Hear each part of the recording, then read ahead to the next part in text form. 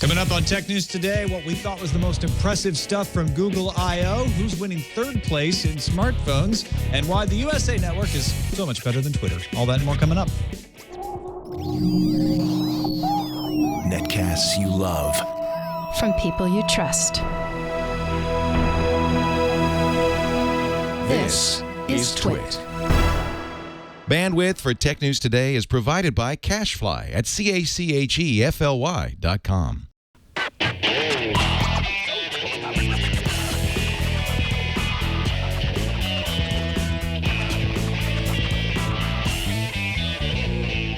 This is Tech News Today for Thursday, May 16th, 2013. Tech News Today is brought to you by Ringcentral. We do everything in the cloud. That's why we love our cloud-based phone system by Ringcentral. Zero startup costs, and Ringcentral is $20 a month per user. Try it now with a 30-day risk-free trial. Call 800-543-9980 or visit ringcentral.com and use our promo code TWIT.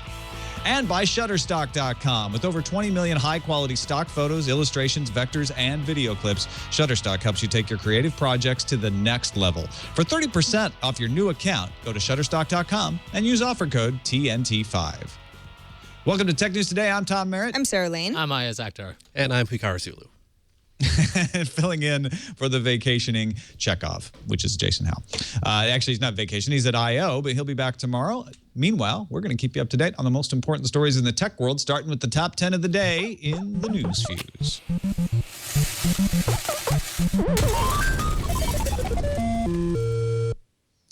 Google treated its developers to a 3.5-hour keynote yesterday to kick off its I.O. Developer Conference. Among the many announcements were a subscription music service called All Access, a Game Center-like feature called for the Google Play Store, a standalone Hangouts app, voice search for desktop, new map tweaks for desktop and mobile, and a stock version of the Samsung Galaxy S4 coming June 26th for $649. Larry Page finished the keynote with a speech and Q&A session. After Google's demanded Microsoft remove its Windows Phone YouTube app because there wasn't any advertising, Microsoft has responded saying, wait, no, we're happy to. Google sent a cease and desist letter to Microsoft recently, to which Microsoft responded, we'd be more than happy to include advertising, but need Google to provide us access to the necessary APIs. In light of Larry Page's comments today, they're referring to I.O., calling for more interoperability and less negativity, we look forward to solving this matter together for our mutual customers. Yeah, Google's making Microsoft sad. Very sad. Sad. Let's talk about a little company that nobody ever seems to talk about, Google.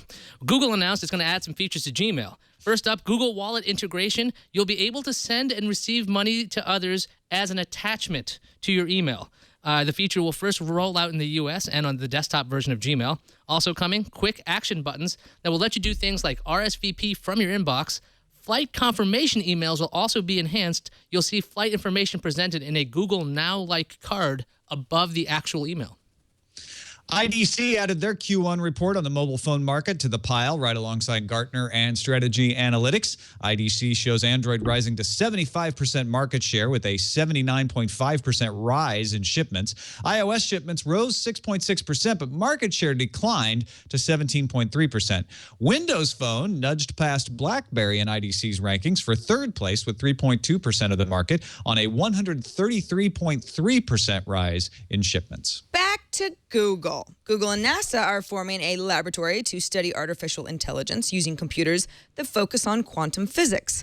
The quantum computer, which performs complex calculations thousands of times faster than existing supercomputers, is expected to be active in the third quarter of this year. It's called the Quantum Artificial Intelligence Lab. It'll focus on machine learning, which is the way that computers take notes of patterns of information to improve their outputs. Let's not talk about Google. EA says it's discontinued its Online Pass program. Online Pass locked features of games like Madden and Battlefield 3 to one console. To unlock those same features on other consoles will require a code purchased from EA. EA says it ended the program partially because players didn't like it and says none of EA's new titles will have Online Pass. Hey, did you guys hear what Google announced? No. Google made some cloudy announcements that target Amazon. Google added PHP support to its app engine and opened up its EC2 competitor Compute Engine to every developer that wants to use it. Google also announced Google Cloud Storage, which competes with Amazon's S3 storage solution. Screw Google. Google partner Recon Instruments plans to unveil a pair of sunglasses that comes with its own heads-up display, although the specs have nothing to do with Google Glass. Recon is launching something called Jet. So it's a heads-up display glasses, has a tiny monitor that sits near the bottom of the field of vision on the right eye rather than the top. The unit also includes a dual-core processor, Wi-Fi and Bluetooth connectivity, GPS and movement sensors, and a high-definition camera with other data that a user can upload to the web. The New Zealand Supreme Court granted an appeal to Kim.com over whether the Mega Upload founder can examine evidence being withheld by U.S. authorities. .com's legal team had previously won the right to see the evidence, but most recently, New Zealand's Court of Appeal overturned those rulings, concluding the U.S. could move forward with a summary case. Let's talk about Yahoo. Nah, I'm just screwing with you. Google introduced a revamped messaging system yesterday under the brand Hangouts. Google went on and on about how your chats and video services will be in a single, beautiful interface. People said, sure, that's great, but what about SMS? On a Google Plus post, Google Community Manager for Hangouts and Chat, Dory Storbeck says that SMS integration is coming soon, and it is already one of the most requested features for Hangouts. This episode of Tech News Today brought to you by Ringcentral. When we built the studio there at Twit Petaluma, we chose to do as much as we could through the cloud, store documents, hold meetings, and we did not want a big old PBX system in the basement. So when Russell, our IT guy, said, why don't you do a cloud-based phone system? It's no brainer. That's exactly what we did. We love Ringcentral. Zero startup costs, no PBX hardware to install or maintain, and Ringcentral allows us to easily customize all of our call handling. Our producers love getting their voicemail in their email. If somebody insists on sending you a fax, you can get it right there on your smartphone. And now they have a new feature. It's the Ringcentral app for Salesforce Com. You can integrate all your phone calls with your CRM system seamlessly, create new records for contacts and leads, create real-time call notes, and while you're on the call, you can do that. You can make those notes while you're talking. Really makes your CRM more productive, and it's easy to use. Ringcentral offers all-inclusive pricing as low as $20 a month per user. You can start right now with a 30-day risk-free trial. So call this number, designated for our listeners. Get that trial, 800-543-9980.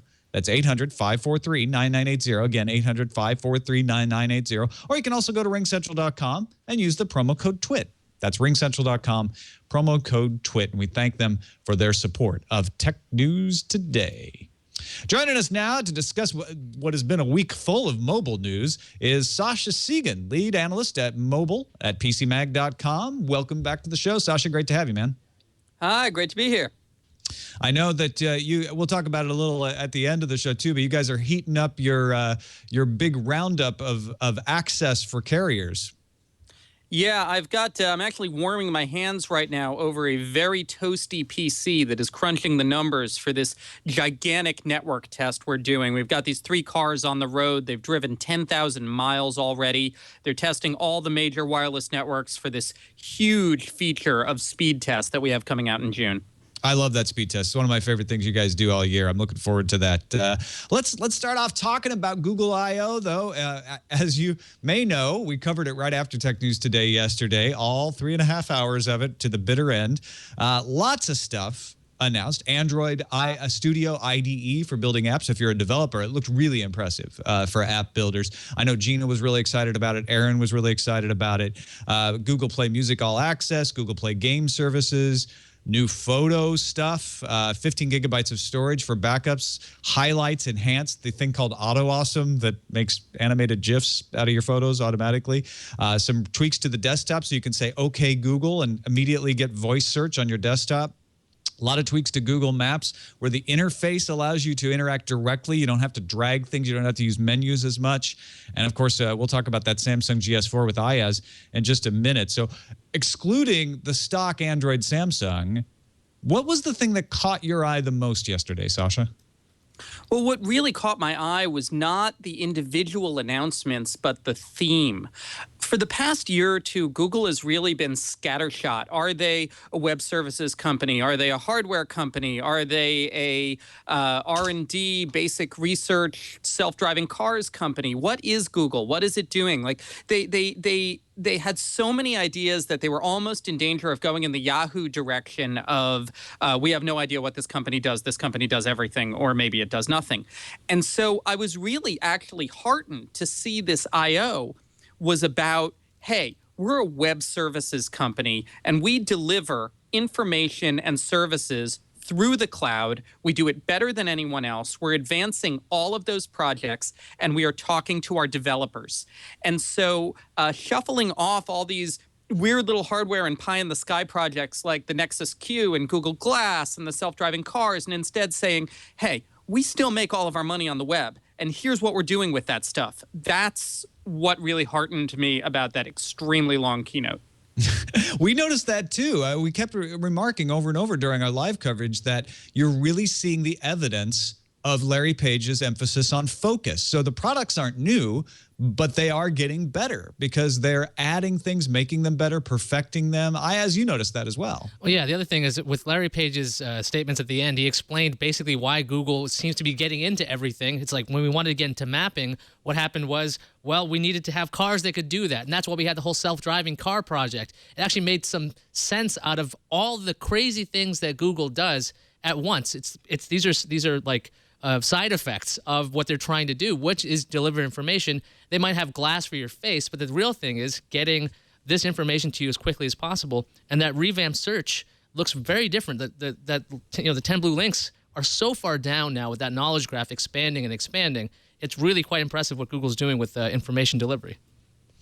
Yeah, it was interesting. Larry Page gave that rather inspirational speech at the end, and then he went into the Q&A, which is I wish he hadn't taken the extra time, but it was cool that he was willing to just do that, like unmoderated Q&A to the developers. I thought it was interesting what he said about fiber when he's like, the reason we're doing Google Fiber is because the connectivity isn't fast enough for us out there. We have all these data centers and the internet doesn't work fast enough between them. And that seems to be what Google says is we want to do things and the world gets in our way, and so we're trying to change the world.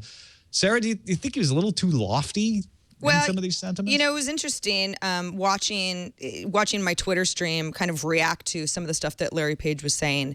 And some of them were like, wow, look at Larry Page. He's being so forthcoming, and he's being really honest, and this is awesome. And other people were saying, where is this mythical country that Google would like to operate its business in? Because it's certainly not the U.S. I mean, it's sort of like Google says we are constrained by so many things, and we just want to experiment in the way that we want to experiment. Somebody suggested Black Rock City, which is where they have Burning Man, would be a great place for Google to do more experiments. But I think in general, it's really, really fascinating to listen to a CEO be so open about the fact that we have constraints like insurance policies that keep people from sharing things like their medical history, which can actually be very helpful for the advancement of science. This is very high level stuff, but it was fascinating, even though I was mumbling and grumbling about it being a 3.5-hour keynote, to listen to the stuff that he was willing to share. Well, not to contradict myself, but one of the things that makes Google Google and one of the things that makes Google great is their ability to dream and to be constantly looking at the big picture and this sort of attitude of futurism in the C-suites of the company. What I liked about yesterday was that they were able to take the attitude of futurism and kind of shuffle it off to the end and still have a focused keynote about today's products that make money. So, as you said, focus, but they're not getting rid of this dreamer mentality that helps make them great. Well, it's like the 20% time rule writ large, right? They have Sergey and the X Lab working on that crazy visionary stuff, and the rest of the company is actually focused on making the products that they have already established work better. I think that may be one of the reasons you saw the Google stock take a rise yesterday is people really believe that vision, at least in the investment community. Let's talk a little about one of the things that people were really excited about, but also a little shocked by the price of, is that Samsung Galaxy S4, Ayaz. Yeah, so there was not a lot of hardware announcements. Well, None, other than this. There was the one mention in the 3.5 hours is this new Samsung Galaxy S4, which obviously is not a new phone. It's going to cost $650 coming from Google directly, available June 26th. It's going to run on T-Mobile and AT&T's LTE networks, 16 gigabytes of storage. But the big hook about the device is that there's no TouchWiz on this. This is a stock Android experience. The device is completely unlocked with an unlocked bootloader, and I believe it's going to receive the updates as quickly as a Nexus device would, even though that there's no Nexus designation on this S4. Sascha, what do you make of this move by Google and Samsung? Well, Samsung is by far the biggest maker of Android phones, and they have all the profit in Android phones right now. And I think this is just Samsung and Google playing nice, Samsung wanting to have a chunk of that developer community, Google wanting to make it clear that they're paying attention to that developer community. It's a nice thing. There should be more of these. I mean, we have the HTC One Developer Edition, which is bootloader unlocked, but they aren't willing to do one with stock Android. It would be nice if more manufacturers offered these sort of fringe developer stock Android options on their hardware. It is a fringe product. Okay, it's for the people in that room. It's for that relatively small, in terms of the 7 billion people on this planet, cult of stock Android enthusiasts. And they're going to love it. But I have to say, the thing which most drove me nuts yesterday and this morning is the sheer level of whining about the price. Okay? Oh, my God, the whining. Now, with $650, I believe there was in the live blogs, they explained that there was an audible gasp. People were horrified at $650 for the price. What do they expect? I mean, I'd like to know, the Gaspers, what did they want to hear? $650 is what an unlocked Galaxy S4 costs. If you go to any country in the world, if you go to Italy, if you go to France, if you go to Belgium, if you go to Hong Kong, actually, sometimes it costs $750. Sometimes it costs $800. $650 is what one of these cutting-edge unlocked cell phones costs. And it just shows that the Americans in the room are so spoiled and ruined by our subsidy regime that they don't understand how much these products cost. Tom, should we throw the blame to Google because they have that Nexus 4 and it's so dang cheap compared to something like the S4 unlocked? Well, yeah, I mean, it certainly didn't help, right, that they obfuscated the real price. And maybe that's why the developers were so gaspy. But I've been buying unlocked phones for years. $649 seemed exactly reasonable to me when they put it up there. So I was shocked at the people being shocked, personally. I mean, that's what an unlocked phone costs. Yeah, and the thing is, it doesn't have to. Like, that's what an unlocked, super duper, absolutely everything is state of the art. These components just came out last month phone costs. But if you want an unlocked phone, if you want a decent mid-range unlocked phone that is not going to, thrill the super hyper enthusiast, there's a lot of stuff out there in the $200 to $300 range. There's some good Sony Ericssons. There's the HTC One V. For brand new phones, Nokia just released the 521 on T-Mobile. That's $150 with no subsidy.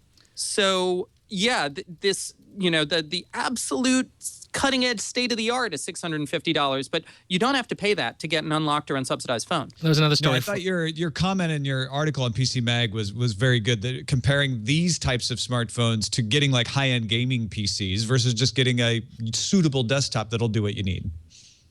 Right. I have a $7,000 PC under my desk right now, and it's a $7,000 PC. It performs incredibly. It performs like the Samsung Galaxy S4 of PCs.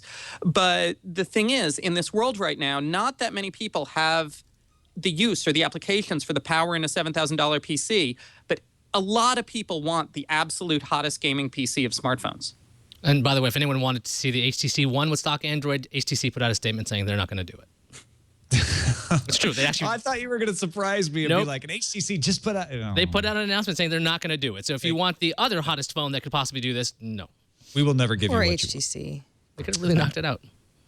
Let's cheer things up with Pebble getting some money, making it rain. Ayaz, are you wearing your Pebble watch? No. Oh. I'm not. You have a Pebble watch though, right? No, I don't. That's why I'm not wearing one. Well, my goodness. I guess I got you and Leo mixed up again. Yes, it happens often. Leo has a Pebble watch. It's my hair. Kind of from the beginning, I said, so what do you think? And he goes, It's a watch. You can change the face. I don't know. I still need my smartphone. Pebble has announced some software enhancements for the Pebble. They got a bunch of money, about $15 million Series A round, led by a venture firm called Charles River Ventures. And Pebble says, okay, we're still working on giving all the 85,000 people who ordered Pebble watches off of our Kickstarter page their watches, but we've definitely shipped most of those. 70,000 of those have reached the early supporters. They say tens of thousands of additional orders have been placed since that initial one. But the cool thing is that the SDK, which is called Pebble Kit, has gotten a refresh. So it enables third-party apps to send and receive data from the smartwatch, displaying things like weather, sports scores. The watch can act as a remote control for your phone itself.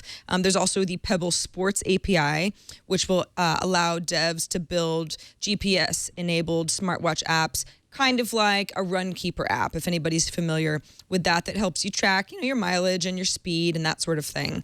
I feel like for the Pebble Watch owners, and I know a few of them, most of the time people say this is really cool. It's kind of the first wearable watch, right? This is where everybody's going. This is that device that all the companies are rumored to be working on. As you don't have a Pebble Watch, I didn't really want one because I felt like I didn't do enough because I still sort of need my smartphone and so it doesn't replace anything for me. Does this SDK, do some of these enhancements make it more attractive to you? It definitely does make it more attractive. I've been into the smartwatch concepts for a long time. I do talk about it a lot, and I waffled back and forth about funding this project, whether I wanted it or not. I guess that's probably what I remember. why. Yeah. Because I was thinking about it, but I just didn't pull the trigger because I didn't know if this company was going to make this device. The fact that there's an SDK that allows it to be more powerful, it's always great to get more information anywhere else I can get it. I love the idea of Microsoft Spot watches. I always get mocked about that, but I love Spot watches. I used to have the Nano watch for a while until the wristband broke. I went to these little things. I like having computing devices on me. The more information that is available to me, if the SDK can do this with the Pebble, and you can work with your Android phones or your iOS devices, I think that's going to be great for this watch. I think that e-ink display, though, does hold it back a little bit. While it does give you great battery life, it's not going to be able to give you data as quickly as something as an LCD, or at least won't be able to show you data as a graphic way because it is that black and white e-ink. That was part of the reason I sort of went like, a remote for your phone. How would that work? Sasha, does that sound intriguing to you? Well, there have been a bunch of attempts by phone makers, especially Sony Ericsson, at creating these remote for your phone watches. And it's funny because we've been watching these smartwatches come and go for I've been watching them since at least 2004. I don't know if you remember the Fossil Palm OS watch. I have one at home. Oh yeah, I gave that a glowing review. I gave that a review where I must have been on something at the time. But you like that mini stylus, did you? Yeah, I just like the idea that it was a wearable that could actually do something. It was a wearable that had a full operating system and full capabilities. And we're still really early in this process, okay? We're really early, and the wearables and the phones are going to evolve together. And I still believe in this vision that Motorola had ages ago, where you kind of have a CPU in your pocket and it expresses itself in certain ways. And like it could express itself through information on your wrist, or it could express itself through information on a handheld screen or a tablet-sized screen, et cetera, et cetera, et cetera. I mean, if you start looking at the watch less as, oh, this is a standalone device, and more as this is another way for the sensors and internet connection on you to express information, then the entire concept really expands. All right, let's take a quick break and thank our sponsor, Shutterstock Com. You'll find the perfect image or video for your next creative project. Or you put together a website or a flyer, some kind of video. You probably need some stock footage. You can't afford to go get all this stuff yourself. And the best part about Shutterstock is they have professional photographers and artists contributing, and every image is individually evaluated by Shutterstock reviewers for content and quality before adding it to its library. But that doesn't mean they don't have a lot of stuff. They're adding 10,000 images every day. They have over 20 million high-quality stock photos, illustrations, vectors, and video clips. You can choose individual image packs if that's what you need, or if you're always using a bunch, monthly subscription, whatever the best deal is for you. You can download 25 images a day with a standard subscription. And you can download any image, any size. You pay only $1 price. Sophisticated search tools is what always blows me away. You can search and drill down by subject, asset type, by gender, by emotion. You pretty much throw almost anything at it. And the new Spectrum tool, you can sort images by color. Many creative teams use it to get inspiration and ideas. It's free to browse. It's even free to use the Lightbox. You can save images to a gallery, access them anytime, share them with other team members. And of course, there's an award-winning iPad app if you're on the go and you want to use it on your tablet. Shutterstock is a complete global offering, but you don't have to take my word for it. Try it for free today. Sign up for a free account. You don't have to use a credit card. Just start an account. Begin using Shutterstock to help imagine what your next project could be like. Save your favorite images to a Lightbox to review later. And then once you decide to purchase, use offer code TNT5, and new accounts will receive 30% off any package. That's Shutterstock.com for 30% off new accounts. Use offer code TNT5. And we thank Shutterstock for their support of Tech News Today. All right, we heard about IDC's numbers in the news fuse earlier. And of course, earlier this week, Strategy Analytics had their revenue estimates for the mobile phone market. Gartner had their sales estimates. IDC does shipments. So here's how it breaks down. Android's dominating shipments, 75% according to IDC. And they're dominating sales according to Gartner, 74.4% of the market. But Apple's the most profitable. 57% of the profits go to iOS, according to Strategy Analytics. Samsung is your top smartphone maker, 27.6% of the market according to Gartner, and the most profitable Android smartphone maker, 40.8% of the market according to Strategy Analytics. So it's down to the battle for third place, because that's not new. We knew Android on top, iOS right behind them. Windows Phone 8, as you heard, rose to third place in shipped. That's 3.2% versus BlackBerry's 2.9%, according to IDC. BlackBerry still is third in sales on Gartner's rankings, 3% of the market versus Windows Phone's 2.9%. So earlier this week, we saw a new Lumia from Nokia. We saw BlackBerry announce BlackBerry Messenger coming to iOS and Android, as well as showing us a few phones. Sascha, as we see the landscape for third place right now, who do you think has the edge? Where are we headed in this? Oh, this is just harsh for everyone who isn't Apple and Android, isn't it? And I've thought for a while that Windows Phone is a really good operating system and that Windows Phone has unique things to say and it's very easy to use and a lot of the hardware is very interesting. And I got this 8X right here that is actually my phone right now. And it just hasn't been taking off and it just hasn't been grabbing people. I mean, that said, I still think in the larger scale of things, Windows Phone has more potential than BlackBerry does right now. Is that because of the operating system? Is it because of the momentum? Or is it because BlackBerry is still trying to pick a direction? It's all these things. It's because Windows Phone has multiple OEMs that are interested in it and that are promoting it. That Microsoft is still a big, rich, profitable, powerful company, and Microsoft really wants this to work. And Microsoft has very deep pockets. Microsoft has this. Has an end-to-end ecosystem, and they have the Xbox component, and they have the Windows on the desktop component, and they have the server components. So they have all these pieces that Windows Phone can fit together really well with. And BlackBerry, they're not drifting anymore, but I just fear that they drifted so far that they can't regain the momentum. Sarah, what do you think? It does look like Microsoft's got all the mo right now, even though BlackBerry had their big BlackBerry Live celebration. That's true. But yeah, I agree with Sascha that BlackBerry is maybe not in like it's not in a full slide, but there isn't momentum. It's fine. BlackBerry has made some really good changes and choices as of late, but it was after a very long period of us going, what is happening over there? Wow, this company is done for. So when I look at the Windows Phone numbers versus BlackBerry, yes, Windows Phone has the edge. But I mean, we're talking like third in shipping numbers, not sales, and it's a distant third. So yes, Microsoft really cares about this, wants it to succeed. There are some great phones out there. I know that, that few people I know who have Windows phones do love them. But they have a long way to go to catch up with a company like Samsung. a little bit of analog here between Windows Phone and BlackBerry and Android and iOS, right? Because BlackBerry makes their own phones, so they're limited in the number you can choose from, whereas Windows Phone allows other makers to make phones. Ayaz, do you agree with everybody? Windows Phone has got the edge right now? No, not necessarily. I just think it's a little older than BlackBerry 10. BlackBerry 10 is pretty new, and when that was announced a while ago, it basically killed sales of BlackBerry because who wanted the 7? BlackBerry 7, when you couldn't have an upgrade path, the phones wouldn't be of any use, so they probably just had an Osborne effect by announcing all this stuff.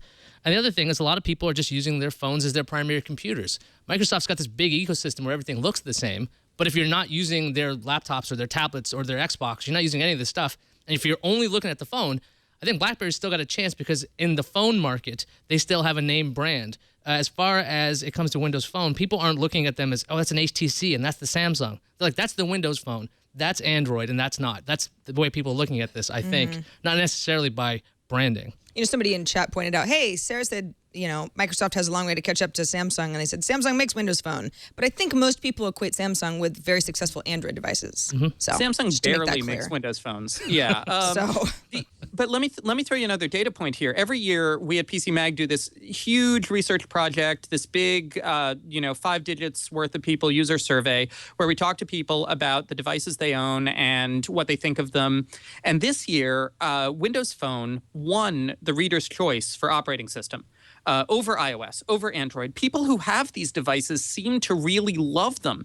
It's just they aren't even on people's radars. Like, people don't come into stores wanting them. If you force someone to use a Windows Phone, it looks like they absolutely love them, but you practically have to twist their arms to get them to use it.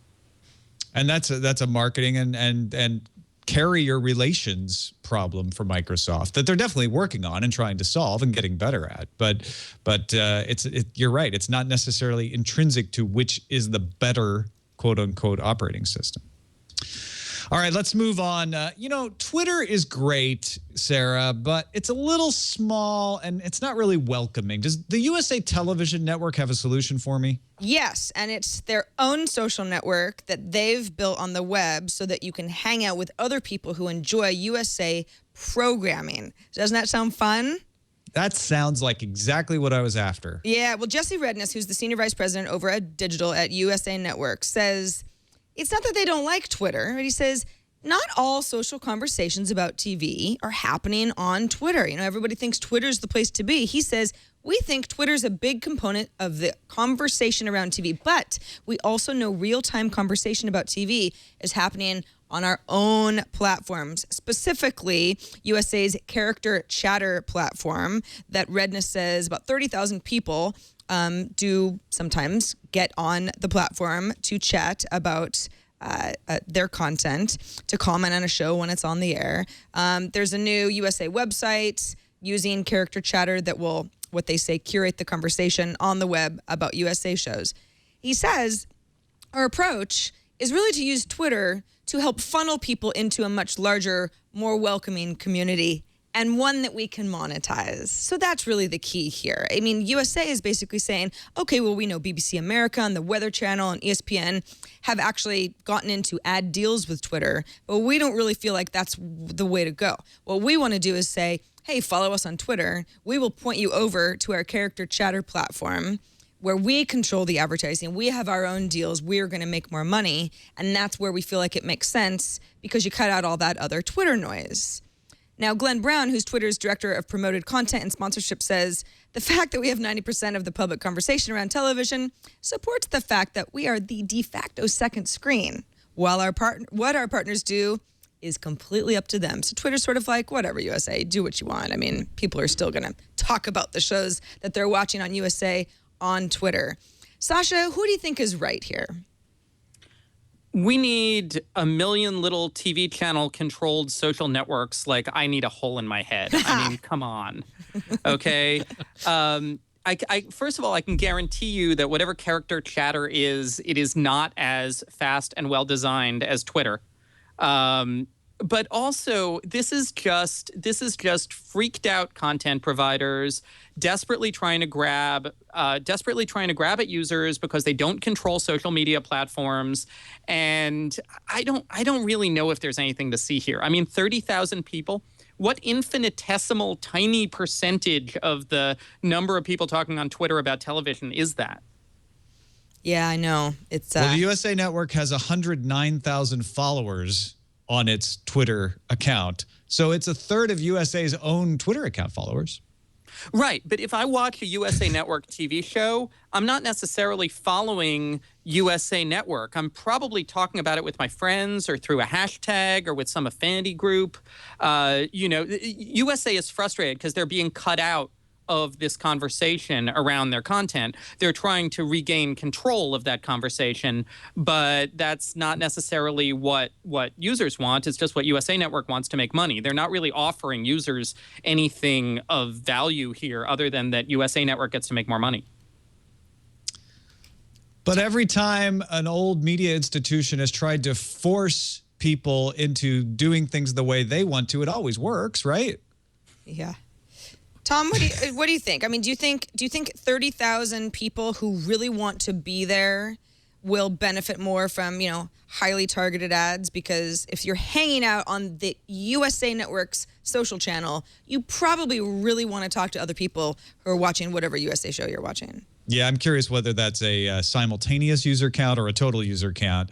But as Sascha pointed out, 109,000 people following USA on Twitter are people who really want to follow the USA Network. There are plenty of other people watching the USA Network who aren't actually following the USA Network Twitter account. So this is a real tiny slice of things. This is, you know what, USA, owned by NBC Universal, now a Comcast company. This strikes me as a very Comcast-like attitude of we would really like everyone to exist within our walls, and we want to monetize everyone within our walls. We don't want to cooperate with the rest of the internet. It's permeating now into the broadcast arm, seems like. It just seems flat out idiotic. There's no way to sugarcoat this. There's no point to do this. If you're going to be a big company like Comcast, either buy a piece of Twitter or talk to them to figure out how to monetize while you're on Twitter. They have the infrastructure. Twitter's been doing this for a very long time. And to have these silly things that Comcast has been doing, they invested in that second screen app. I'm blanking on the name. Was it Z-Box or something like that? They've invested in these things where they can try to control every single part of what's going on. And the fact that they can't is driving them nuts. But this is just a really bizarre thing to do. They should be worried about programming, not necessarily the conversations. The conversations will be there. They don't need to be providing the backbone.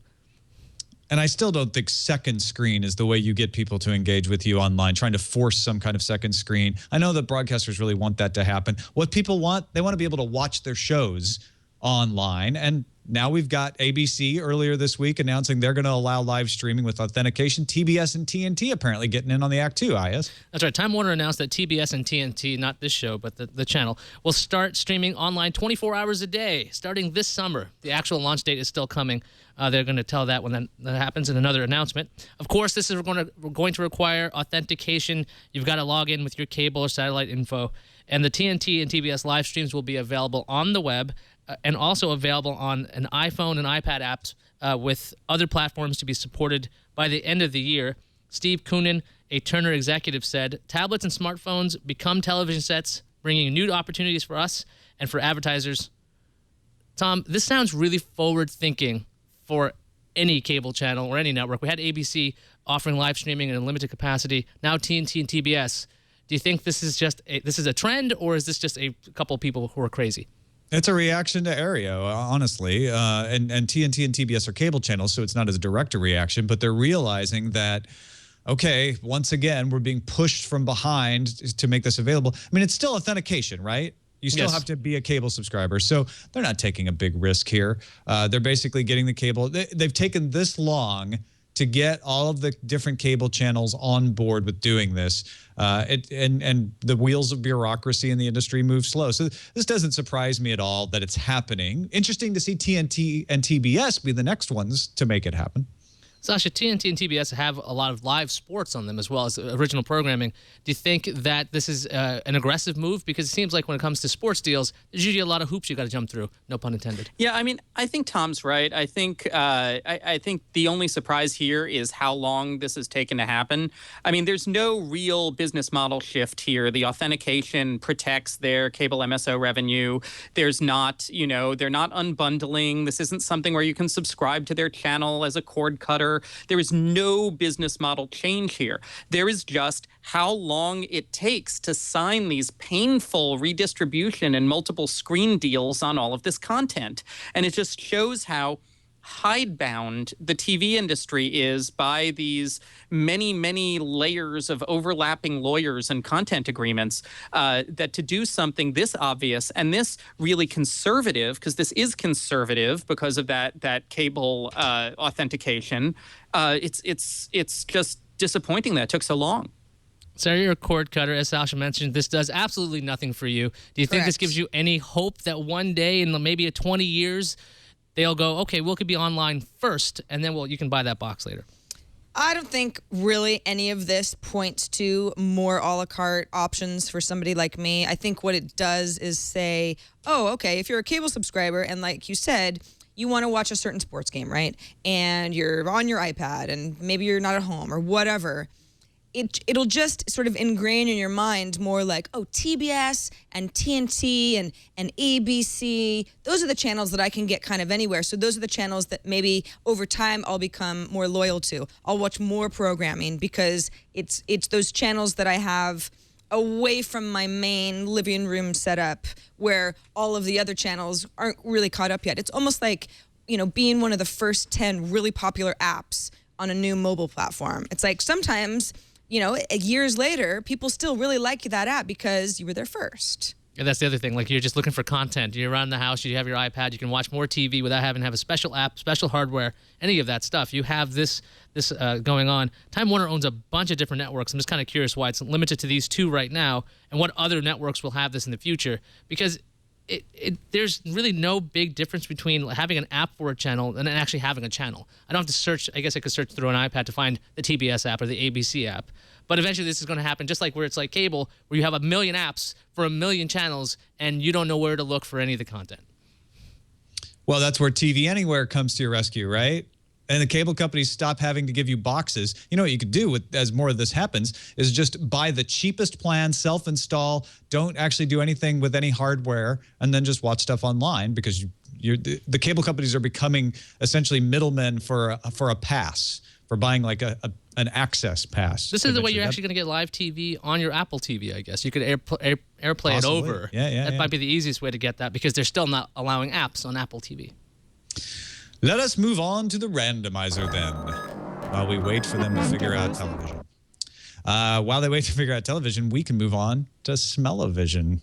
ChatPerf is a Japanese company selling a smartphone add-on, plugs in right now to iPhone, but they have an Android version they say will be available in the fall, and allows you to send smells to people.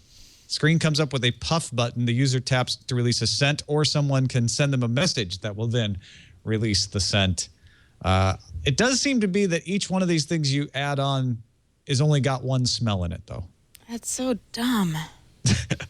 I mean, Well, this is going to be the next just killer, one, huh? next killer feature in the Galaxy S5, excuse me, when they add in these smell cartridges, because they've added in everything else in Samsung. That company's going to get bought. It's going to be integrated into the Galaxy. But it's like, okay, am I understanding this right? So you plug in this sort of like single scent add-on, then somebody sends you some sort of message that pushes out that scent. Although you already kind of have the power to smell it because it's attached to your phone physically in your hand. You're being forced to deal with smelling with something right on demand of somebody else. Yeah, I think so. But with a little apparatus that or you could press you the have puff on your button side. yourself. It's not as if the smell is going through the phone. Yeah. Do you remember DigiSense? DigiSense was hooked up to the web and was supposed to allow websites to be able to deliver smells to you. I don't. I mean, no one remembers that. These things never last. Nobody wants to do this. No. So what you're saying is we could replace it with a scratch and sniff case. I mean, a smell, text, when you smell something as you walk down the street, sometimes you go like, oh my gosh, I'm being catapulted back to That's what it is. second year of college. Like, smell can be very powerful, but it's like, ads. That's you already perfect. know what you're getting. The surprise element is. You buy the little coffee sniff packet thing attached to your phone. As you walk past or near Starbucks, it starts emitting the smell, and then you go in. It's targeted ads. That's what's going to happen. Or they just need big fans. Keep their windows open.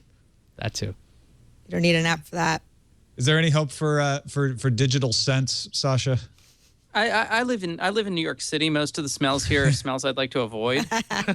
I was sniffing my phone while you were talking about this. It smells slightly like French fries. I'm not quite sure why, but yeah, of course, this is completely ridiculous. I completely do not see what is going on here. Wait, does your Windows Phone run on biodiesel? Is that why it smells like French fries? Yeah, I've got a fuel cell that plugs into the bottom. It's the next great technology. Wouldn't that be awesome if you could just take a French fry from your lunch and feed it into something and then it would recharge your phone? That's better than this stupid add-on from the company that I'm not going to say because I can't remember. Let's move on to the calendar. Bitcoin 2013. Yes, Bitcoin has its own conference. It's called the Future of Payments. It's running tomorrow, the 17th, through the 19th, Saturday, in San Jose. The Winklevoss twins are the keynote speakers. Just throwing that out there. Also, the Microsoft Surface Pro is going to go on sale in the UK on May 23rd. And the Asus Transformer Book Hybrid PC will get a release date on May 21st.